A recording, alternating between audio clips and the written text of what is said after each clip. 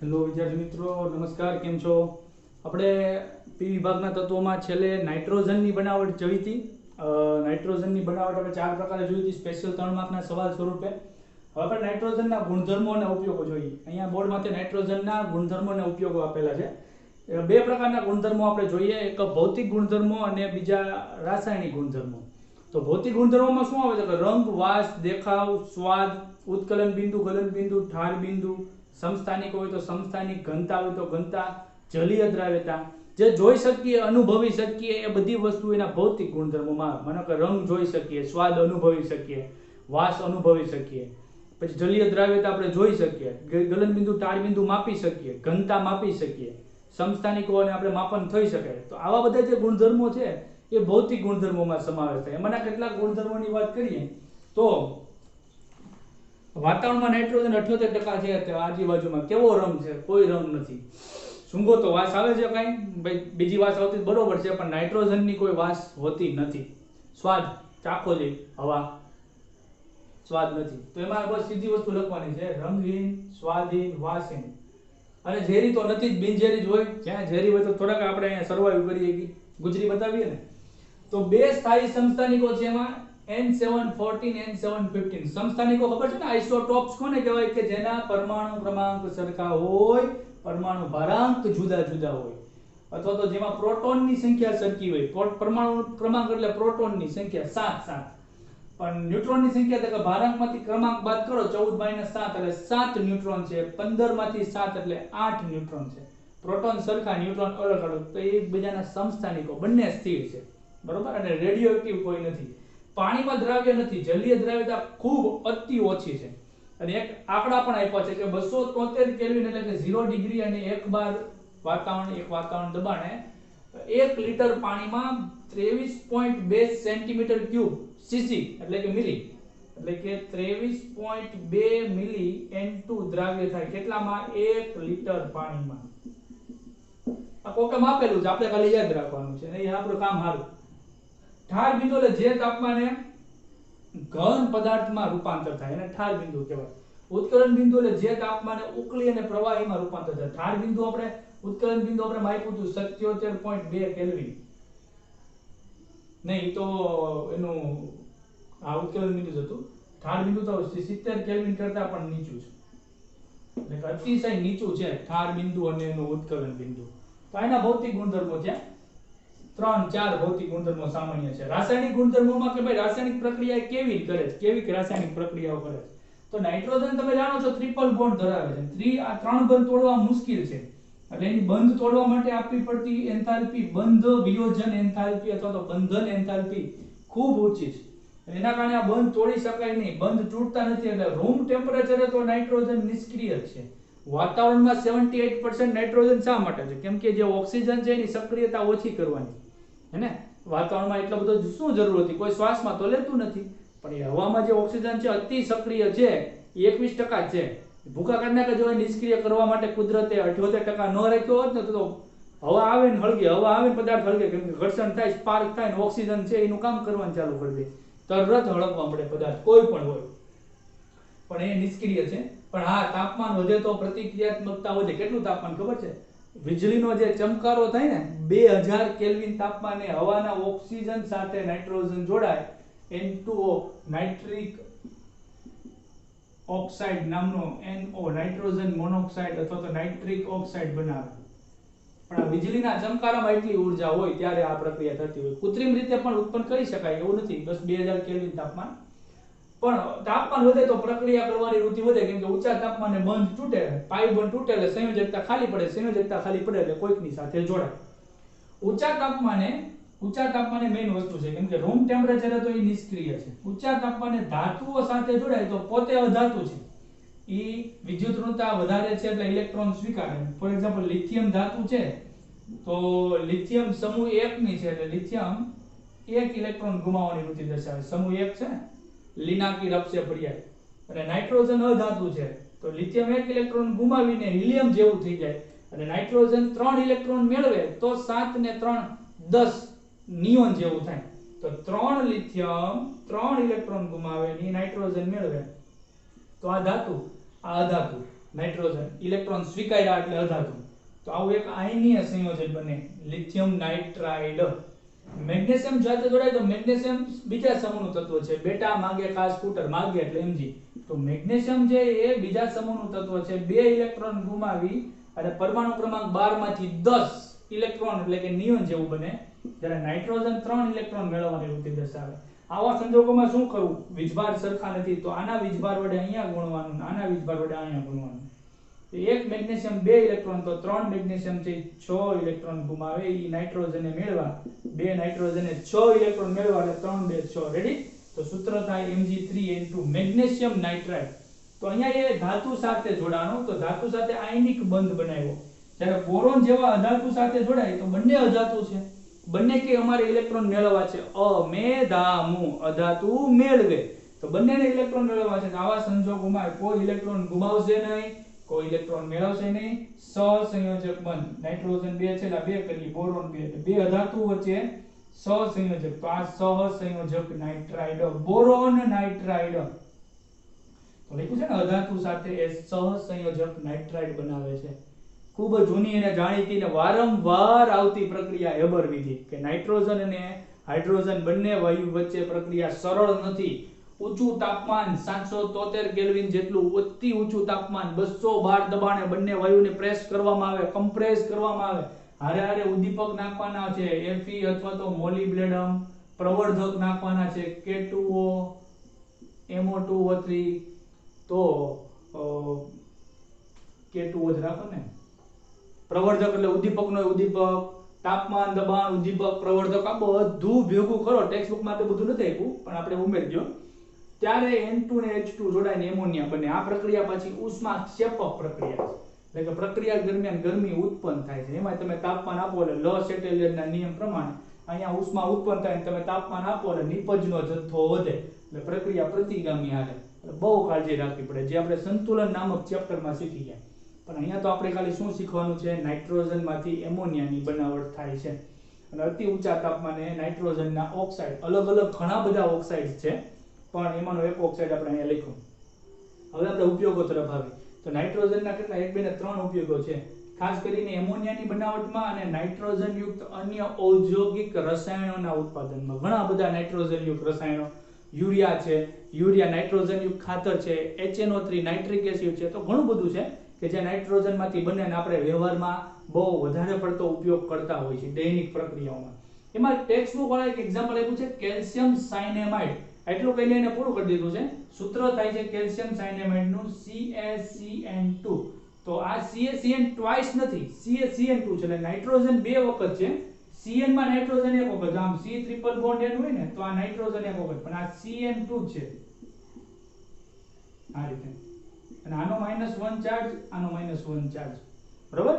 Cn 2 વખત. આને સાયનેમાઇડ કહેવાય, સાયનેમાઇડ. અને કેલ્શિયમ સાથે જોડાયેલો કેલ્શિયમ સાયનેમાઇડ. CaCN ટ્વાઇસ નથી, સાયનાઇડ નથી પણ સાયનેમાઇડ છે. પછી નિષ્ક્રિય વાતાવરણ ઉત્પન્ન કરવા મેં તમને કીધું ને કે ભાઈ જ્યાં સક્રિય બહુ હોય રાસાયણિક પ્રક્રિયા, અતિ સક્રિય, અને ઓક્સિજન છે એ પ્રક્રિયા દરમિયાન 8 ખીલી પેદા કરતું હોય તો ઓક્સિજનને નિષ્ક્રિય કરવા માટે ઓક્સિજન કરતા વધારે માત્રામાં નાઇટ્રોજન ઉમેરવામાં આવે. કુદરતે એ જ કર્યું ને, પૃથ્વીનો ગોળો બનાવ્યો અને વાતાવરણમાં ઓક્સિજનની જરૂર હતી શ્વસન વાયુ, પ્રાણવાયુ તરીકે, પણ સાથે એને કીધું કે નાઇટ્રોજન પણ ઉમેરજો કેમ કે નિષ્ક્રિય છે. રાસાયણિક પ્રક્રિયા કુદરતને તો આવડતી જ છે. દાખલા તરીકે લોખંડ અને સ્ટીલની બનાવટમાં, લોખંડમાંથી જ બને જો કે લોખંડ અને સ્ટીલના ઉદ્યોગોમાં આ પ્રક્રિયા ખૂબ પ્રતિક્રિયાત્મક છે, એટલે કે સક્રિય છે. તો આવી પ્રતિક્રિયાત્મક રાસાયણિક પ્રક્રિયાઓમાં ઓક્સિજન આવે તો લોખંડ ઓક્સિજન આરે કટાઈ જાય. સ્ટીલ વધુ ઓક્સિજન થાય તો સ્ટીલ પણ કટાઈ જાય. સ્ટીલ કોને કહેવાય? જે કટાતું નથી.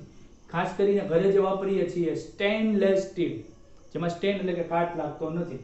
તો ત્યાં નાઇટ્રોજન, બંધ પ્રણાલીમાં નાઇટ્રોજન ભરી દેવામાં આવતો હોય છે. નાઇટ્રોજન કેમ બનાવાય તો આપણે જોઈ લીધું.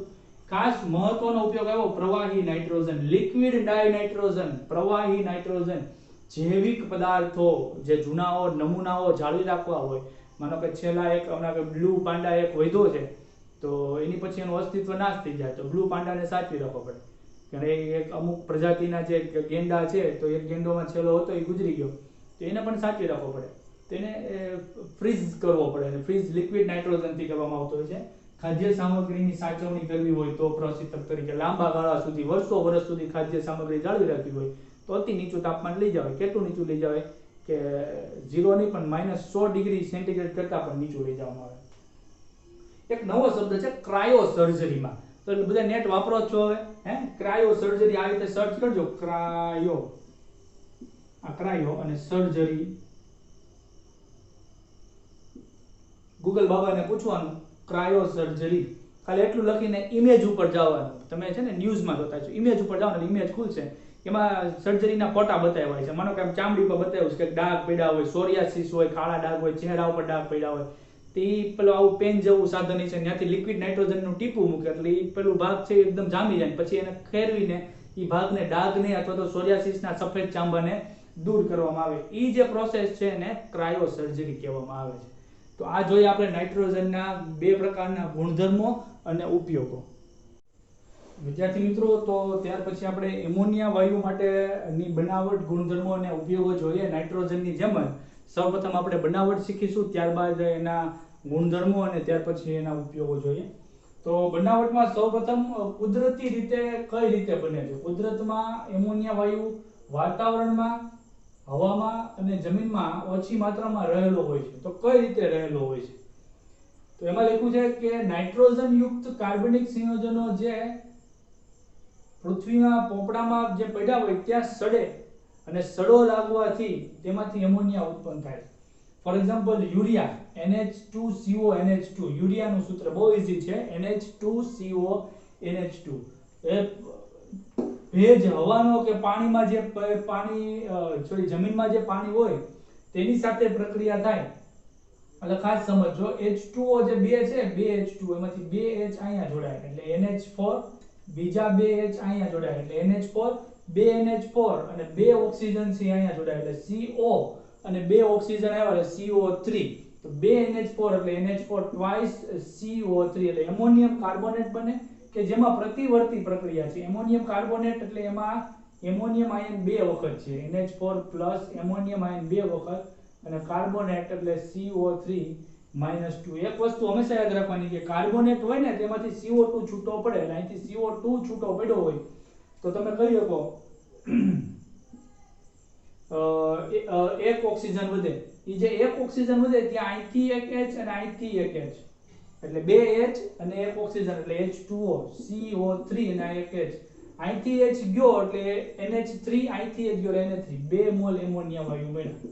બહુ સરળ પદ્ધતિ, બહુ સરળ બનાવટ, ઈઝીલી યાદ રહી જાય. પ્રયોગશાળામાં તમારે જો બનાવવાનું હોય તો પ્રયોગશાળામાં જે અવેલેબલ રસાયણો છે નાઇટ્રોજન યુક્ત, ખાસ કરીને તમારે એમોનિયા બનાવવાનું હોય તો એમોનિયમ યુક્ત સંયોજનો લેવાના. ફોર એક્ઝામ્પલ અહીંયા લીધેલું છે એમોનિયમ ક્લોરાઇડ અને નીચે લીધું છે એમોનિયમ સલ્ફેટ. તો આ બંને એસિડિક ક્ષારો છે. કેમ ખબર એસિડિક ક્ષારો? તો કે આનું જળ વિભાજન કરો એટલે એ Cl- આને H+ જોડાય, આની હારે OH જોડાય તો HCl પ્રબળ એસિડ છે. તો જળ વિભાજનથી પ્રબળ એસિડ બનાવે છે એટલે આ NH4Cl એસિડિક ક્ષાર છે. સિમિલર NH4 twice SO4 એટલે કે એમોનિયમ સલ્ફેટ પણ એસિડિક ક્ષાર છે. એટલે આમાંથી આયનો છૂટા પડે એટલે SO4 -2 આયન સાથે પાણીનો H+ જોડાય, માઈનસ બે પાણીના અણુ તો H2SO4 અને NH4OH બને. H2SO4 પ્રબળ એસિડ છે એટલે આ એસિડિક ક્ષાર છે. એટલે બેઝ સાથે પછી તમે KOH લ્યો, NaOH લ્યો, CaOH twice લ્યો, MgOH twice લ્યો, કોઈ પણ બેઝ સાથે. અહીંયા ટેક્સ્ટ બુકમાં CaOH twice એટલે કેલ્શિયમ હાઇડ્રોક્સાઇડ આપ્યો છે, એના બદલે તમે NaOH પણ લઈ શક્યા હોત. પ્રક્રિયા બહુ સરળ છે. પ્રક્રિયા કેમ થાય? તો તમારે પહેલા આને આયનો છૂટા પાડવાના. એમોનિયમ ક્લોરાઇડ એટલે NH4+ અને Cl-, કેલ્શિયમ હાઇડ્રોક્સાઇડ એટલે Ca+2 અને 2 OH- એટલે 2 મોલ NH4Cl લેવા પડશે કેમ કે Ca+2 છે અને Cl-1 છે એટલે 2 Cl ની જરૂર પડે એટલે CaCl2 કેલ્શિયમ ક્લોરાઇડ તટસ્થ બન્યું. હવે આ જે NH4 છે એમાંથી H છૂટો પડે તો NH3 મળે. એવા 2 NH4 છે એટલે 2 NH4 માંથી 2 H છૂટા પડે એટલે 2 NH3, 2 H અને 2 OH એટલે 2 H2O. ખૂબ સરળ છે. NH4+ બન્યો છે કઈ રીતે કે એમોનિયા + H+ એટલે NH4+ એમોનિયમ. એવી જ રીતે આમાંથી પણ બે આયનો છૂટા પાડો, એમોનિયમ સલ્ફેટ એટલે કે NH4 પ્લસ અને ઋણાયન તરીકે સલ્ફેટ એટલે SO4 માઈનસ 2 આયન અને NaOH માંથી બને Na પ્લસ અને 2 OH માઈનસ. મેં પહેલેથી જ 2 NaOH એટલે લખ્યા છે કારણ કે SO4 માઈનસ 2 આયન છે. SO4 માઈનસ 2 આયન હોય તો એની સાથે 2 Na પ્લસ ની જરૂર પડે અને NH4 પ્લસ એ 2 છે એટલે Na2SO4 તો જ તટસ્થ થાય. 2 ધન આયન નો ટોટલ +2 ચાર્જ ને એક ઋણાયન નો -2 ચાર્જ. બરોબર. હવે NH4 માંથી ઉપરની જેમ 2 NH4 માંથી HH છૂટા પડી જાય એટલે એમોનિયા બને NH3 અને બે માંથી જે 2H+ છૂટા પડ્યા ઈ OH હારે જોડાય એક H એક OH H2O બીજો H બીજો OH બીજો H2O. તો આ રીતે પ્રક્રિયા થવાથી આપણને ઈઝીલી એમોનિયા મળે સરળતાથી, સાથે સાથે એક નવીન ક્ષાર મળે અને પાણી મળે કારણ કે એસિડિક ક્ષાર અને બેઝ વચ્ચેની પ્રક્રિયા છે એટલે એક પ્રકારની તટસ્થીકરણ પ્રક્રિયા પણ કહી શકાય. ઔદ્યોગિક રીતે કઈ રીતે બનાવવામાં આવે છે હજી અમે તાજેતરમાં ચર્ચા કરી હેબર વિધિ N2+H2 ખૂબ ઊંચા દબાણે. કેટલું દબાણ કીધું છે 200 × 10⁵ પાસ્કલ. હવે 1 બાર બરાબર 10⁵ પાસ્કલ થાય એટલે કે 10⁵ પાસ્કલ બરાબર 1 બાર તો 200 × 10⁵ પાસ્કલ બરાબર 200 બાર દબાણ. 773 અથવા તો 700 બેમાંથી કોઈ પણ એક ટેમ્પરેચર લખજો કેલ્વિન તાપમાને. હવે આયર્નનો ઓક્સાઇડ છે ઉદ્દીપક છે FeO અથવા તો FeO2 FeO પણ એમાં પ્રવર્ધક એટલે ઉદ્દીપકનું કામ પ્રક્રિયાના વેગ વધારવાનું છે પણ એમાં પણ ઉદ્દીપકનું પણ ઉદ્દીપક તરીકે કાર્ય કરે તેને પ્રવર્ધક કહેવાય. તો આ K2O અને Al2O3 પ્રવર્ધક તરીકે વપરાણા છે. એટલે આ પ્રબળમાં પ્રબળ પ્રક્રિયા પરિસ્થિતિનું નિર્માણ કરેલું છે ત્યારે જઈને N2 અને H2 બને છે. હવે ટેક્સ્ટ બુકમાં તમે નજર કરો તો ટેક્સ્ટ બુકમાં આકૃતિ આપેલી છે ડાયાગ્રામ સમજવા માટે છે કે N2 ને H2 ને ભેગા કર્યા છે, કમ્પ્રેસ કર્યા છે. કમ્પ્રેસ એટલે દબાવ્યા છે 200 × 10⁵ પાસ્કલ એટલે બે ભેગા થાય છે એમાંથી બે નળી પાછી છૂટી પડે છે એ ભાગમાંથી સીધો ઊંચા તાપમાને પ્રક્રિયા થાય છે N2 ને H2 જોડાય છે અને એમોનિયા બને છે અને એમોનિયા સાથે આ બાજુના પાત્રમાં એમોનિયા સાથે N2 ને H2 પાછા છૂટા પડે છે એટલે આ નળી દ્વારા પાછા ન્યા જાય છે. બરોબર. તે આકૃતિ સમજી શકાય એવી વસ્તુ છે, દોરવાની નથી, આપણે ખાલી સમજવાની છે હબર વિધિની. તો આ સાથે અહીંયા બનાવટ પૂરી થાય છે. બનાવટ બાદ આપણે ગુણધર્મો તરફ જઈએ. સૌપ્રથમ આપણે ભૌતિક ગુણધર્મો સમજીએ. ભૌતિક ગુણધર્મો એટલે મેં તમને અગાઉ કીધું એમ રંગ, વાસ, ઢાર બિંદુ, ગલન બિંદુ, ઘનતા વગેરે વગેરે. તો એમોનિયા અને રંગની વાત કરીએ તો એમોનિયા તીવ્ર વાસ વાળો કે રંગહીન વાયુ છે એટલે રંગ દેખાય નહીં પણ વાસ બહુ તીવ્ર આવે. લેબોરેટરીમાં તમારે 6 નંબરની બોટલ છે એમોનિયાનું જલીય દ્રાવણ, અતિ મંદ દ્રાવણ છે તેમ છતાં એનું ઢાંકણું સૂંઘજો ખ્યાલ આવશે. લીકર હોય ને, લીકર એટલે કે સાંદ્ર એમોનિયા પ્રવાહી એ તો બેભાન કરી નાખે માણસને એટલી એની તીવ્ર વાસ હોય છે. એટલે લખ્યું છે તીવ્ર વાસ વાળો રંગહીન વાયુ છે. ઠાર બિંદુ એટલે કે જે તાપમાને ઠરે લિક્વિડ એમોનિયા હોય NH3 લિક્વિડ એમાંથી NH3 સોલિડ બને પ્રવાહીમાંથી ઘન તો એને ઠાર બિંદુ કહેવાય. કેટલા તાપમાને ઠરી અને ઘન બને છે 194 98.4 બહુ નીચું તાપમાન કહેવાય કેમ કે 273 એટલે 0 ડિગ્રી થાય છે મિત્રો. અને ઉત્કલન બિંદુ એટલે જે તાપમાને પ્રવાહીમાંથી વાયુમાં રૂપાંતર થાય લિક્વિડમાંથી NH3 ગેસિયસ ફોર્મમાં આવે તો ઈ તાપમાન છે 239.7 કેલ્વિન. ઈ પણ નીચું તાપમાન છે એટલે કે 0 ડિગ્રી ટેમ્પરેચર એટલે કે 273 તો વાયુ જ હોય પણ એથી નીચા તાપમાને 239.7 એ પ્રવાહીમાંથી વાયુ બને છે. હવે એમોનિયા તમે જાણો છો નાઇટ્રોજન કે નાઇટ્રોજનમાં વિદ્યુત ઋણતા નાઇટ્રોજનની વધારે છે જેના કારણે નાઇટ્રોજન છે અંશતઃ ઋણ ભારિત, હાઇડ્રોજન છે અંશતઃ ધન ભારિત, જેના કારણે નાઇટ્રોજન હાઇડ્રોજન વચ્ચે પ્રબળ હાઇડ્રોજન બંધ હોય. જે રીતે પાણીમાં બરફ બને છે ત્યારે કેમ હાઇડ્રોજન બંધ ચતુષ્ફલક રીતે ગોઠવાય છે. તો એ લખ્યું છે કે ઘન અવસ્થામાં જ્યારે નાઇટ્રોજન હોય સોલિડ ફોર્મમાં ત્યારે પાણીમાં જે રીતે પ્રબળ હાઇડ્રોજન બંધન હોય છે એવી જ રીતે અહીંયા પણ પ્રબળ હાઇડ્રોજન બંધ હોવાથી એમોનિયાના આણ્વીય દળની સાપેક્ષે ગલન બિંદુ એટલે એમોનિયા જેટલા જે કોઈનું આણ્વીય દળ હોય સિમિલર એમોનિયા જેટલું એના જે ગલન બિંદુ હોય એની કરતાં એમોનિયાનું ગલન બિંદુ સાપેક્ષે વધુ જોવા મળે છે, કેમ કે એમાં હાઇડ્રોજન બંધ છે. કેમ કે એમોનિયા જેવા આણ્વીય દળવાળા બીજા સંયોજનોમાં કદાચ હાઇડ્રોજન બંધ ન પણ હોય. તો એમોનિયાના ગલન બિંદુ ઊંચા. ક્ષાર બિંદુની વાત કરીએ, ઉત્કલન બિંદુ, ગલન બિંદુ એટલે જે તાપમાને પીગળી અને ઘન અવસ્થામાં આવે છે. તો એમોનિયાના આકારની વાત કરી છે કે ભાઈ નાઇટ્રોજનનું સંકરણ પેલા જોઈએ. નાઇટ્રોજન પરમાણુ ક્રમાંક 7, ઇલેક્ટ્રોન રચના 1s2 2s2 2p3, 2 ને 4 ને 3 7. s કક્ષકમાં ઇલેક્ટ્રોન કેટલા? તો કે 2. 2p કક્ષકમાં ઇલેક્ટ્રોન કેટલા? 3. 1 2 3. હવે એક s કક્ષક અને 3 p કક્ષકો સંમિશ્રિત થાય એટલે સંકરણ થાય sp3. બરોબર? એટલે એમોનિયામાં નાઇટ્રોજનનું સંકરણ થયું sp3, જેમાં 3 અયુગ્મિત ઇલેક્ટ્રોન સાથે હાઇડ્રોજન 3 એક એક ઇલેક્ટ્રોનની ભાગીદારી કરી અને NH3 એમોનિયા બનાવે. પણ એક તમે લોન પેર ઇલેક્ટ્રોન જોઈ શકો જે સમતલથી દૂર ગોઠવાયેલું હોય. એટલે નાઇટ્રોજન આમ તો સમચતુષ્ફલકી આકાર થાય sp3 સંકરણ, પણ લોન પેર ઇલેક્ટ્રોનના કારણે સમચતુષ્ફલકી આકાર નહીં થાય અને ત્રિપાઈ ન હોય, ત્રિપાઈ આમ ઈ રીતનું બંધારણ થાય. અને તમે એને જોડો ને, માનો કે હાઇડ્રોજનને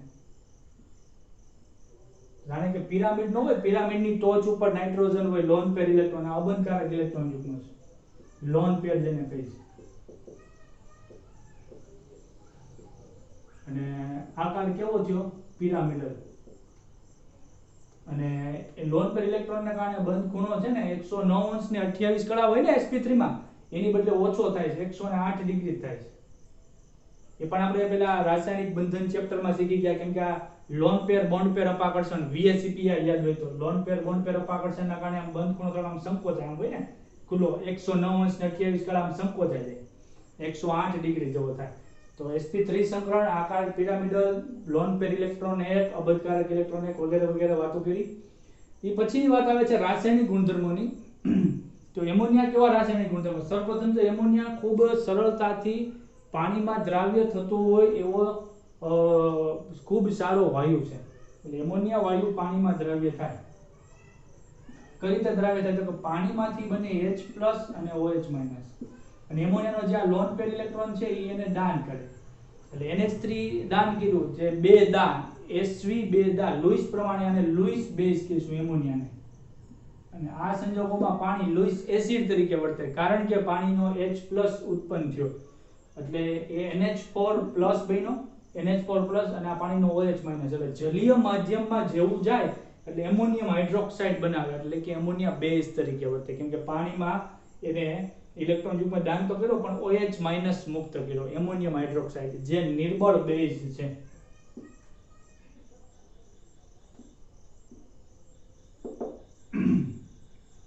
પછીની વાત કે એસિડ સાથે, કેમ કે એમોનિયા પોતે બેઝ છે એટલે એસિડ સાથે એમોનિયમ ક્ષાર બનાવે. જો આ એસિડ છે તો H+ ઉત્પન્ન કરે, તો આ એમોનિયાનો જે લોન પેર ઇલેક્ટ્રોન છે એ ડોનેટ કરે, એટલે લુઈસ બેઝ અને એસિડ એટલે NH4+ અને એની સાથે Cl, તો એમોનિયમ ક્લોરાઇડ નામનો ક્ષાર બને. મેં તમને કીધું ને અહીંયા એમોનિયમ ક્લોરાઇડ.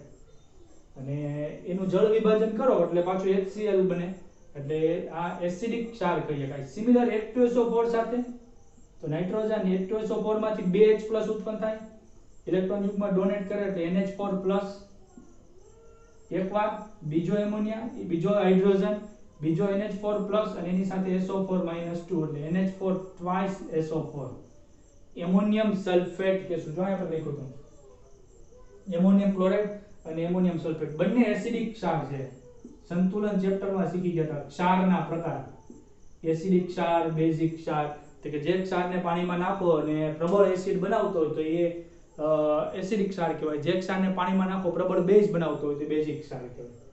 ત્રીજું કે એમોનિયા છે પોતે પ્રબળ બેઝ તો નથી પણ નિર્બળ બેઝ છે, પણ નિર્બળ બેઝ તરીકે એનું ગુણધર્મ કે ઘણી બધી ધાતુના ક્ષાર હોય. ફોર એક્ઝામ્પલ અહીંયા ઝિંક ધાતુનો ક્ષાર છે ZnSO4, CuSO4 લઈ શકાય, MgSO4 લઈ શકાય, ZnCl2 લઈ શકાય, કોઈ પણ ક્ષાર લઈ શકાય. તો એ જે ઘણી બધી ધાતુના ક્ષારના દ્રાવણોમાંથી તેના હાઇડ્રોક્સાઇડ બનાવે છે. અને કેટલાક સંજોગોમાં ફોર એક્ઝામ્પલ FeCl3 ના સંજોગોમાં તો એનો સજળ ઓક્સાઇડ બનાવે છે અને એમાં અવક્ષેપિત કરે છે. ફોર એક્ઝામ્પલ ZnSO4 નું જે દ્રાવણ હોય, Zn ઝિંક સલ્ફેટ નું દ્રાવણ, એની સાથે કેવી પ્રક્રિયા થાય ઝિંક સલ્ફેટના દ્રાવણમાં?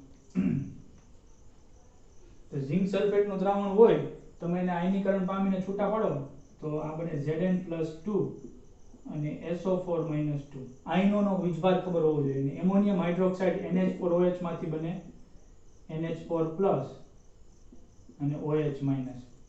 બરોબર? તો આનો ધન આયન આના ઋણ આયન સાથે જોડો, પણ સમસ્યા એ છે કે -1 ચાર્જ છે. તો કાઈ નહીં, બે મોલ લ્યો, બેયનો થઈને -2 થાય એટલે બને ZnOH2 ઝિંક નો હાઇડ્રોક્સાઇડ, જે અવક્ષેપિત થાય, ઘન સ્વરૂપમાં આવે, જેને ગાળીને અલગ કાઢી શકો. અને NH4+ અને SO4 એટલે NH4 twice SO4 ammonium sulphate. બહુ ઈઝી છે ભાઈ, ઇનઓર્ગેનિક માં તો બહુ ઈઝી છે. પ્રક્રિયકો યાદ રહે, નિપજો મળી જાય. અને FeCl3 સાથેની પ્રક્રિયાથી તો એનો એક સજળ ઓક્સાઇડ બનાવે છે, Fe2O3 XH2O, અને આ NH4 અને અહીંથી Cl ઉત્પન્ન થાય એ NH4Cl, એટલે આપણે 3 NH4 લઈએ માનો કે, કેમ કે 3 Cl છે ને.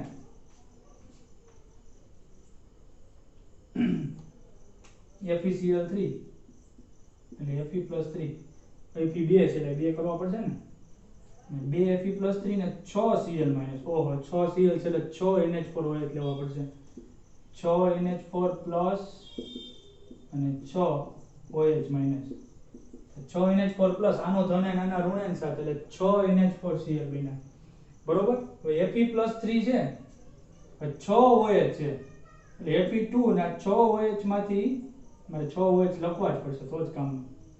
1 2 3 4 5 અને 6 OH. જોજો, H2O, એક H એક OH, એક H એક OH, એક H OH, કેટલા છે? 3 H2O છૂટા પડ્યા. આ જે H2O છે ને એ 3 લેવાના. બરોબર? કેટલા ઓક્સિજન નવરા પડ્યા? 1 2 અને 3. અને આ Fe2O3 થઈ ગયા. તો આ રીતે એના ઓક્સાઇડ બન્યો, સજળ એટલે કે પાણીયુક્ત ઓક્સાઇડ. ચોથો ગુણધર્મ એમોનિયાનો. એમોનિયા લુઈસ બેઝ તરીકે વર્તે તો જોયું કે નાઇટ્રોજનનું જે લોન પેર ઇલેક્ટ્રોન યુગ્મ છે એ દાન કરે જો કોઈ સ્વીકારવાવાળું હોય તો. અને આ ગુણધર્મનો ઉપયોગ કરી અને તમે Cu+2 અને Ag+, Cu+2 એટલે ક્યુપ્રિક કહેવાય, Cu+1 એટલે ક્યુપ્રસ, Cu+2 એટલે ક્યુપ્રિક, અને સિલ્વર+1 Ag+1 જેવા ધાતુ આયનોની પરખ કરી શકો. ફોર એક્ઝામ્પલ અહીંયા ઉદાહરણ આપ્યું છે કે Cu+2 આયન કોપર, આમ તો એનો પરમાણુ ક્રમાંક 29 છે, પરમાણુ ક્રમાંક 29, આર્ગોન 3d10 4s1 ગણીએ 18 ને 10 28 ને 1 29. અને Cu+2 બને એટલે કે 2 ઇલેક્ટ્રોન ગુમાવ્યા છે. આ પરિસ્થિતિમાં એક s માંથી ઇલેક્ટ્રોન જાય અને એક ઇલેક્ટ્રોન 3d માંથી જાય. આ એક્સ્ટ્રા સમજણ છે. 4s0 અને એની પછી 4p કક્ષક તો અહીંયા પણ હતી, ખાલી પડી છે. તો d કક્ષકમાં 9 ઇલેક્ટ્રોન છે, d કક્ષક 5 છે, તમે જાણો છો. 1 2 3 4 5 હોન્ડના નિયમ પ્રમાણે વણાય 6 7 8 અને 9. 4s કક્ષક ખાલી છે અને 4p કક્ષકો 3 ખાલી છે. હવે આ Cu+2 ની અવસ્થા છે અને આ એક અયુગ્મિત ઇલેક્ટ્રોનના કારણે, આ અયુગ્મિત ઇલેક્ટ્રોન જે એકલો પડ્યો છે એ સૂર્યપ્રકાશ પાસેથી જાનીવાલી પિનારા 7 રંગોનું જે મિશ્રણ છે એ સૂર્યપ્રકાશ પાસેથી ઊર્જાનું શોષણ કરે અને વાદળી રંગનું ઉત્સર્જન કરે. આ અયુગ્મિત ઇલેક્ટ્રોન. યુગ્મિત હોય તો આવું કશું ના કરે, પણ અયુગ્મિત ઇલેક્ટ્રોન જેના કારણે Cu+2 વાદળી રંગનો દેખાય છે. અયુગ્મિત ઇલેક્ટ્રોન હોય ને તો જ રંગીન હોય. Ag+ રંગહીન છે, એનો અર્થ એમ કે ત્યાં એક પણ અયુગ્મિત ઇલેક્ટ્રોન નથી, બધા રીતે જોડકા છે, યુગલ અથવા તો યુગ્મ છે. હવે આ એક s અને 3p એવી ખાલી 4 કક્ષકો sp3 ખાલી કક્ષકોનું પણ સંકરણ થાય. ક્યારે? કે જ્યારે એમોનિયા જેવા સંયોજનો હોય ત્યારે. કેવા? લુઈસ બેઝ સંયોજનો, જે ઇલેક્ટ્રોન યુગ્મનું દાન કરે છે એટલે એને લિગેન્ડ કહેવામાં આવે છે. એ શું કરે? તો કે ખાલી કક્ષકોમાં એમોનિયા પોતાના ઇલેક્ટ્રોન, એને ચોકડી વડે દર્શાવે છે, અને જે લોન પેર ઇલેક્ટ્રોન હોય ને એટલે એક એમોનિયા ઇલેક્ટ્રોન દાન કર્યું. સવર્ગ સહસંયોજક બંધ બન્યો કહેવાય મિત્રો. કેવો? સવર્ગ સહસંયોજક કે જ્યારે ભાગીદારીના ઇલેક્ટ્રોન કોઈ એક પરમાણુ આપે અને બીજો પરમાણુ કશું જ ના આપે ખાલી કક્ષક સિવાય, તો 4 એમોનિયા જોડાણા આ સવર્ગ સહસંયોજક બનને કારણે આને સંકીર્ણ બનાવ્યું CuNH3 4. પણ કોપરનો +2 ચાર્જ તટસ્થ રહે કેમ કે એમોનિયા તટસ્થ છે એટલે +2 ચાર્જ એમને એમ રહે, બરોબર. તો આવું એક સંકીર્ણ જે ઘેરો વાદળી રંગ સંકીર્ણ બનવાથી ડીડી સંક્રાંતિ થાય. જે આપણે ડી વિભાગના તત્વો શીખશું ને ત્યાં પાછું તમને કહીશ ડીડી સંક્રાંતિ થવાના કારણે વાદળી રંગ ઘેરો બને. એ સાબિતી આપે છે કે Cu+2 જ છે, વાદળી રંગનું બીજું કોઈ સંયોજન છે નહીં. અને આનું આપણે નામ આપવું હોય તો 4 છે એટલે ટેટ્રા NH3 ને કહેવાય એમાઇન, Cu એટલે કોપર અને ઓક્સિડેશન આ રોમન આંકડામાં સ્ટોક નોટેશન પ્રમાણે 2. એક્સ્ટ્રા માહિતી આ અને આ ટેક્સ્ટ બુકમાં માત્ર એટલું આપ્યું છે, પણ આપણે ખબર હોવી જોઈએ કે આવું શા માટે થયું, રંગ શા માટે, શું થયું, આ કઈ રીતે જોડાણા વગેરે વગેરે વગેરે. સિમિલર Ag+ આયન જે સિલ્વર આયન છે +1 આયન એ રંગીન છે, પણ એમાં કોઈ ક્લોરાઇડ યુક્ત સંયોજન નાખો, માનો કે NaCl HCl, તો Ag અને Cl જોડાય એટલે ઘન પદાર્થ બનાવશે. દેખાય છે ક્ષાર, સફેદ અવક્ષેપ આવે, આખું દ્રાવણ સફેદ ધૂંધળું થઈ જાય, દૂધિયું થઈ જાય. અને પછી તમે એમોનિયા નાખો, લિક્વિડ ની હોય એક્વિયસ એમોનિયાનું જલીય દ્રાવણ નાખો એટલે ત્યાં પણ સંકીર્ણ બને. Ag+ સાથે આ જ રીતે Ag+ માં ખાલી કક્ષકોમાં 2 એમોનિયા, અહીં 4, અહીં 2 એમોનિયા ઇલેક્ટ્રોન યુગ્મ દાન કરે. આ સંકીર્ણ પ્લસ ચાર્જ કેમ કે એમોનિયા તો તટસ્થ જ છે એટલે Ag નો +1 ચાર્જ હજી એમનો એમ છે એટલે એની સાથે Cl- એટલે તટસ્થ થઈ ગયું લખતા નથી. તો AgNH3+Cl ફરી પાછું દ્રાવણ રંગીન, પહેલા રંગીન ક્લોરાઇડ વાળું સંયોજન નાખ્યો એટલે ક્ષાર બન્યો, સફેદ રંગ આવે, પાછો એમોનિયા નાખ્યો એટલે રંગીન. એનો અર્થ એમ કે આ AgCl બન્યો તો સફેદ, કેમ કે Ag હોય તો જ આ સફેદ અવક્ષેપ આવશે અને પાછો રંગીન તો જ થાય. આનું નામ આપવું તો આવું નામ અપાય, 2 વખત છે એટલે ડાયએમાઇન. Ag ને આપણે સિલ્વર કહી શકાય, ઓક્સિડેશન આંકીનો 1 અને પછી ઋણાયન ક્લોરાઇડ. એક્સ્ટ્રા માહિતી સંકીર્ણ સંયોજન નામના ચેપ્ટરમાં શીખશું. આ તો ગુણધર્મો પહેલા શીખાતા છે. NH3 ના ઉપયોગો, એમોનિયાના ઉપયોગો ક્યાં ક્યાં થાય તો કે નાઇટ્રોજન યુક્ત ખાતર, ખાસ કરીને ખાતરોની થેલી માથે લખ્યું હોય એમોનિયા યુક્ત ખાતર અથવા તો યુરિયા, તો એમોનિયમ નાઇટ્રેટ, તમને ટેક્સ્ટ બુકમાં નામ આપ્યું છે, મેં સૂત્ર લખી દીધું એમોનિયમ NO3 એટલે નાઇટ્રેટ, આ યુરિયા. પછી ફોસ્ફેટ નું સ્ટ્રક્ચર આવડે છે PO4-3, આ ફોસ્ફેટ આયન છે ફોસ્ફેટ, અને એમોનિયમ નો ચાર્જ તો +1 છે. કેમ જોડું તો આના વીજભાર વડે આને ગુણો, આના વીજભાર વડે આને ગુણો, ફોસ્ફેટ એક ને એમોનિયા 4 એટલે NH4 થ્રાઇસ PO4 શું નામ થશે એમોનિયમ ફોસ્ફેટ, એમોનિયમ ફોસ્ફેટ. અને આનું નામ જે આપણે હમણાં જોઈ ગયા એમોનિયમ સલ્ફેટ. આ બધા એસિડિક ક્ષારો છે, યાદ રાખજો મિત્રો, બધા એસિડિક ક્ષારો છે. માનો કે આ તમે જમીનમાં નાખો તો પાણી સાથે પ્રક્રિયા થાય તો H+ આની હારે OH આની હારે NH4OH અને HNO3, તો HNO3 જમીનનું એસિડિક માધ્યમ કરે.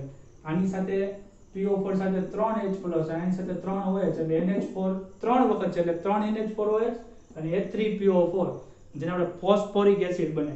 આની સાથે આને પાણી નાખો એટલે પાણીના 2H+ અહીંયા અને 2OH અહીંયા, કેમ કે 2 NH4 છે એટલે 2 NH4OH. બધા એસિડિક છે, જમીનને એસિડિક બનાવે એવા છે બધા જ ખાતરો, બરોબર. પછી નાઇટ્રોજન યુક્ત ઘણા અકાર્બનિક સંયોજનોના ઉત્પાદનમાં હમણાં જ આપણે લેટેસ્ટમાં જ હમણાં શીખશું નાઇટ્રિક એસિડ HNO3 ની બનાવટ આપણે એમોનિયામાંથી કરશું. અને હજી હમણાં વાત કરી ગયા કે પ્રવાહી ડાયનાઇટ્રોજન જે રીતે પ્રશીતક એટલે કે કુલન્ટ તરીકે વપરાય જૈવિક પદાર્થો અને ખાદ્ય પદાર્થોની જાળવણીમાં, એવી જ રીતે પ્રવાહી એમોનિયા, કેમ કે ઠાર બિંદુ એટલે કે 198.4 કેલ્વિન કે જે તાપમાને પ્રવાહીમાંથી ઘન બને ઈ તાપમાન છે એટલું, અને ઉત્કલન બિંદુ એટલે જે તાપમાને પ્રવાહીમાંથી વાયુ બને ઈ એટલું જ. એટલે કે આ બે તાપમાનના વચ્ચેની જે રેન્જ છે 198.4 થી 239.7 એ પ્રવાહી અવસ્થામાં છે. 273 એટલે 0 ડિગ્રી થાય મિત્રો, યાદ રાખજો. 273 થી ઓછું 240 આસપાસ કેટલું ઓછું થયું, કેટલું માઈનસમાં તાપમાન થયું, આમાંથી 273 બાદ કરજો એટલે ખબર પડી જાય, અને આમાંથી 273 બાદ કરજો. એટલા નીચા તાપમાને ઈ પ્રવાહી હોય તો એટલા નીચું તાપમાન, એટલું નીચું તાપમાન એટલે તો કુલન્ટ અથવા તો પ્રશીતક તરીકે વપરાય એવી દેખીતી વાત છે. તો આ સાથે આપણે એમોનિયાની ડિટેલમાં વાત પૂરી કરી છે. સવાલને છૂટક પૂછી શકાય. એમસીક્યુમાં આ બધી વસ્તુ જે ઝીણી બાબતોને મેં પોઈન્ટ આઉટ કરી એ બધી વસ્તુ એમસીક્યુમાં પણ પૂછી શકાય. એટલે સરસ મજાનું લખજો. ઇનઓર્ગેનિક છે, લખશો તો જ પાકું થાય, અને એને રિવિઝન કરવું પડે. બનાવટને અલગથી આખી લખવાની, ગુણધર્મો બધા અલગથી પાકા કરવાના, ઉપયોગો અલગથી પાકા કરવાના. આ રીતે કરશો તમારું કામ સહેલું થાય. પ્રક્રિયાઓ ગોખવાની નથી. ધન આયન ઋણાયન, ધન આયન ઋણાયન, આ રીતે ચોકડી ગુણાકાર થી જ આપણે શીખવાનું છે. એટલે બહુ સહેલું છે ઇનઓર્ગેનિક. રિવિઝન કરતા રહેજો, શીખતા રહેજો. ત્યાં સુધી ધન્યવાદ. અસ્તુ, આભાર.